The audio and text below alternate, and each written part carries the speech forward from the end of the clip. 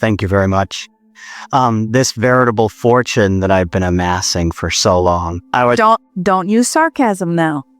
I'd love a little bit more of your experience on how I can deliberately be leaning more towards allowing it. Now, anyone who listens back, and especially those who are sitting here in the room, you might feel yourself wanting to say, especially by the end of the day, Abraham is really nitpicking here. But we want you to feel, if you can, the feeling place from which that question comes. In other words, this veritable fortune, and we sensed a sort of mocking tone. Where's my stuff? If law of attraction is as you say, and I've been amassing this fortune, then where is it and how can I get to it? And we want you to just feel for a moment, what is the dominant vibration within that sentiment that you offered? Was he offering the vibration from the lack of the money or from the having of the money?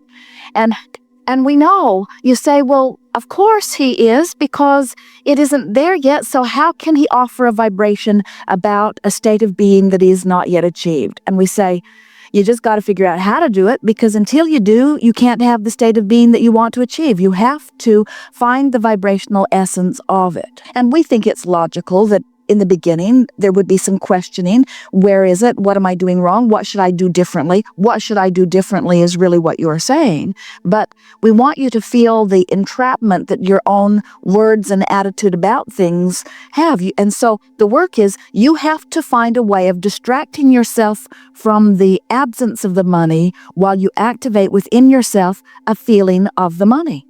So things like feeling appreciation for the prosperity that you are living, feeling appreciation for the possibility of more coming. In fact, we'd like to say that even when you get into an attitude of hope, you're much closer in vibration to allowing it than when you are in the vibration of doubt.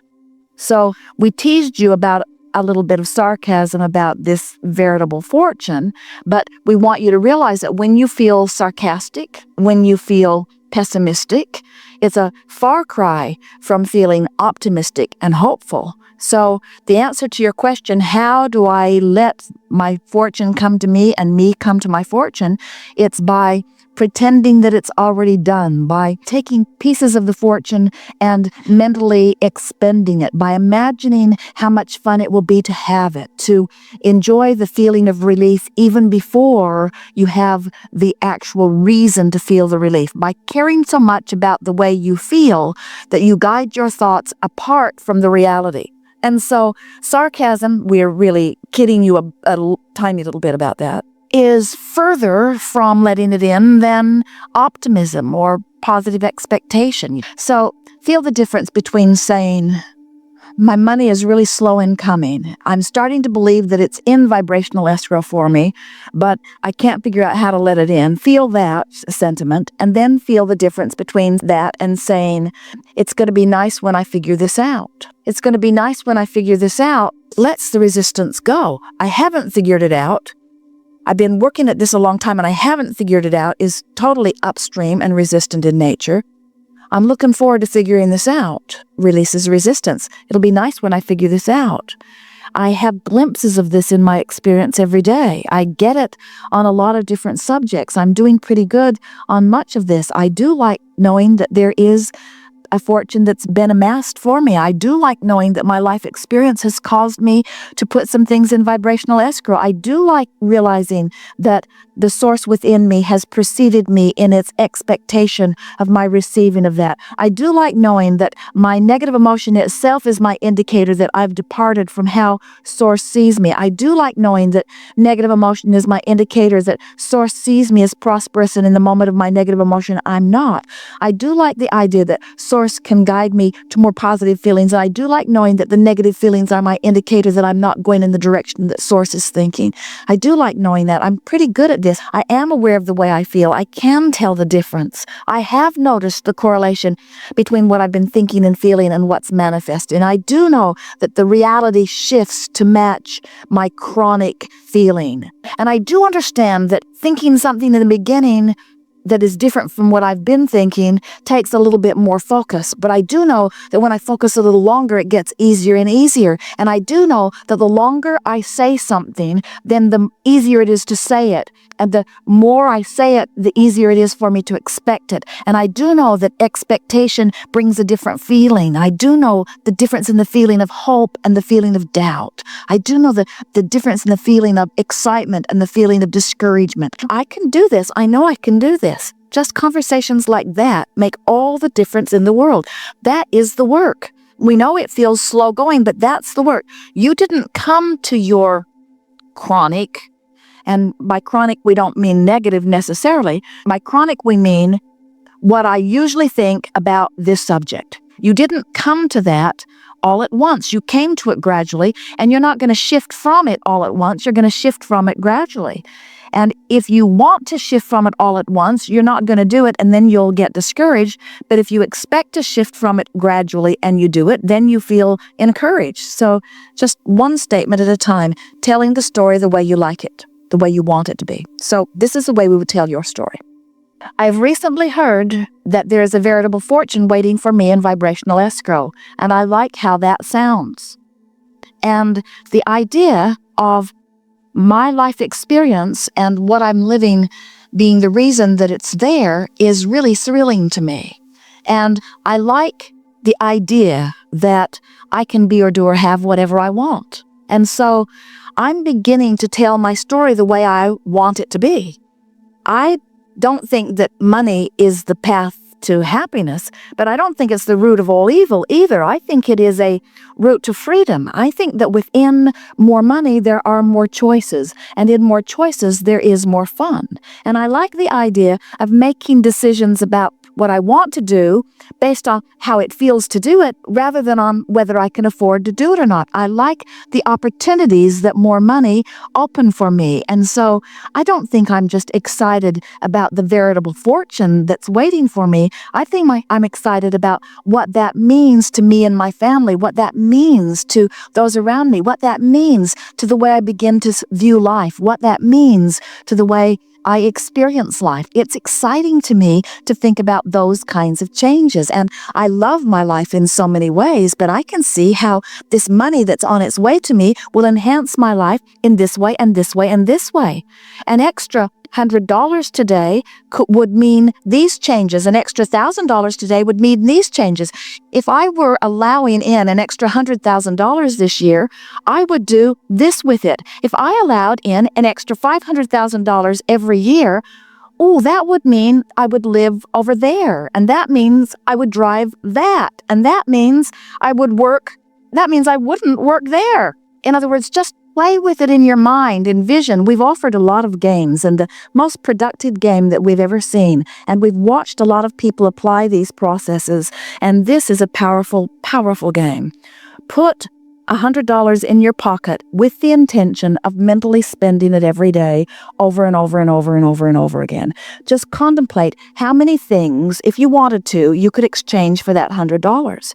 It is amazing what that simple game does in shifting the way you feel about money. It frees you up.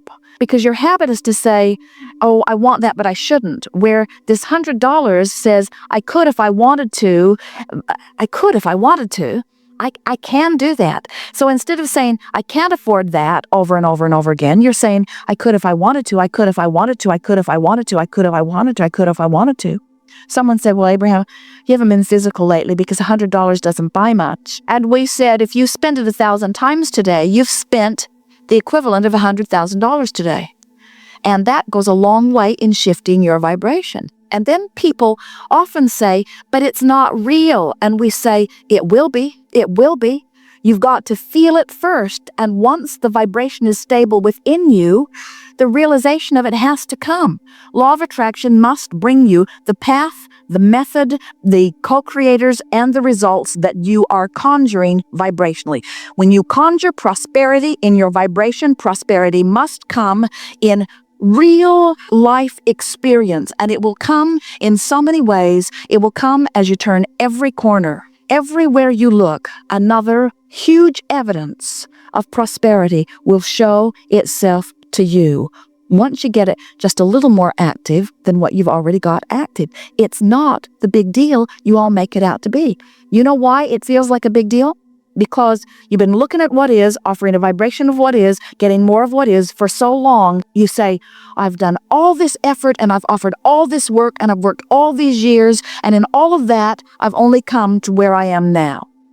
And so what will that scanty little effort provide me when I've offered all this effort and I've only got this far? And we say, you've been offering action effort, and now we're encouraging you to offer vibrational effort. And vibrational effort is bringing you into usage of the power and energy that creates worlds.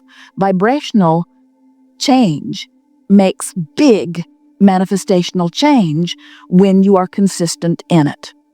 But when you say, I want it, but I want it, but I want it, but I want it, but you don't make any headway. When you say, I want it because, I want it because, I want it because, I want it because, you make headway.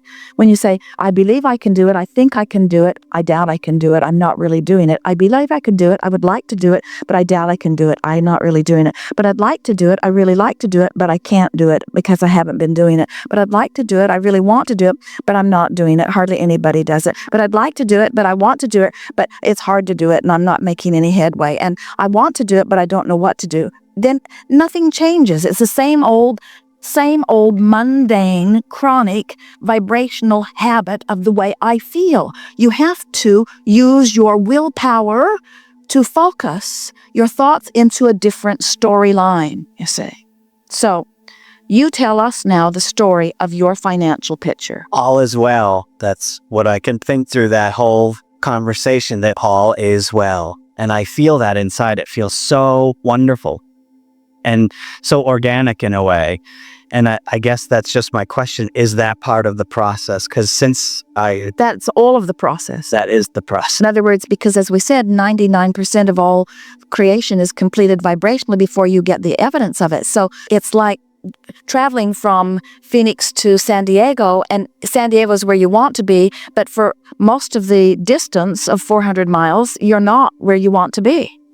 And if it frustrates you that you're not there, vibrationally speaking, you would just turn around and go back to Phoenix. You would never get there. But in terms of this physical journey from place to place, you say, well, I understand that journey, so I can make that. I can see my progress. I can see that with every mile I stay focused in that direction, that I'm getting further from where I don't want to be and closer to where I do want to be. And we say, so you keep the faith, because you have this evidence that shows you you're getting closer, you're getting closer, you're getting closer. So unless you're walking, nobody gets discouraged about that journey. In other words, you don't get discouraged. You hold the faith. You hold the belief. You don't say San Diego is an impossible dream. You don't say San Diego is incurable.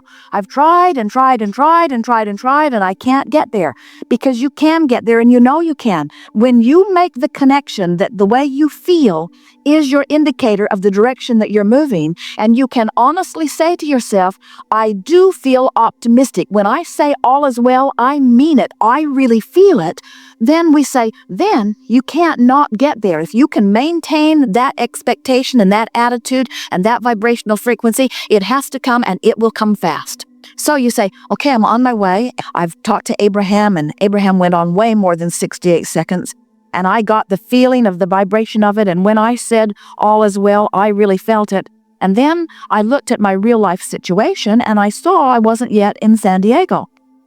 In other words, I looked at something and I felt the negative hit of it, because I'm not where I want to be, and I want to do something and I don't have the money to do it, and I felt the disappointment. And we say, good. The disappointment's your indicator that whatever just happened caused you to lose your sense of expectation and to begin focusing upon something different from your expectation. What can you do now to bring yourself back to that feeling?